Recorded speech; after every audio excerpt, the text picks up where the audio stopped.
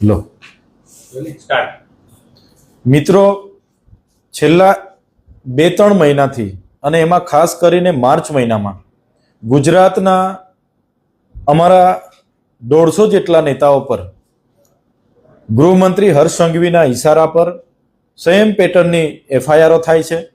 અમને પકડી જવામાં આવે છે, એમને હેરાન પરેશાન કરવામાં આવે છે, એમના મોબાઈલ લેપટોપ જપ્ત કરવામાં આવે છે અને એમને આમ આદમી પાર્ટીમાં ચૂંટણી નહીં લડવાની, કામગીરી નહીં કરવાની અને એવું કંઈ કરશો તો તમારા પર ખોટા રેપ સહિતના ગુનાઓ સહિત કલમો લગાડવાની ધમકીઓ ત્યાંના પોલીસ સ્ટેશનના પીઆઈ, ડીવાયએસપી અને એસપી દ્વારા આપવામાં આવે છે.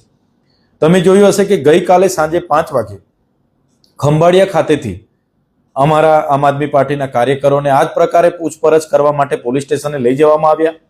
એમના મોબાઈલ, એમનું બધી સામગ્રી જપ્ત કરવામાં આવી. બાદમાં ખોટી એફઆઈઆર કરીને એ લોકોની કસ્ટડી લેવામાં આવી. ત્યારે આજે અમારા ત્યાંના સ્થાનિક અને અમારા ગુજરાતના પ્રદેશ પ્રમુખ ઈસુદાનભાઈ ગઢવી ત્યાં એમની મુલાકાત માટે ગયા અને એમને પૂછ્યું કે ભાઈ કોનો આદેશ છે. ત્યાંના પીઆઈએ કીધું કે દેવભૂમિ દ્વારકાના એસપીનો આદેશ છે. એસપીને પૂછ્યું કે કોનો આદેશ છે, તો ઉપરથી આદેશ આવ્યો છે ને આમ આદમી પાર્ટીના કાર્યકરો, નેતાઓને તાત્કાલિક અસરથી આ પ્રકારે પૂછપરછ માટે બોલાવવા, એમની મિલકત, એમની સંપત્તિ, એમની ગાડી, બધી જ માહિતી મેળવવાનો આદેશ છે. અને એ જ પ્રકારે ઈસુદાનભાઈ ગઢવીએ કીધું કે આ લોકશાહી છે. ત્યારે ઈસુદાનભાઈ ગઢવી પર જ ખોટી એફઆઈઆર કરીને એમને પણ એરેસ્ટ કરવામાં આવ્યા છે, જેની અમે સખત શબ્દોમાં નિંદા કરીએ છીએ અને ગુજરાતના ખેડૂતો, તમામ વર્ગના લોકોને કહેવા માંગીએ છીએ કે આ ગુજરાતની અસ્મિતાનો સવાલ છે.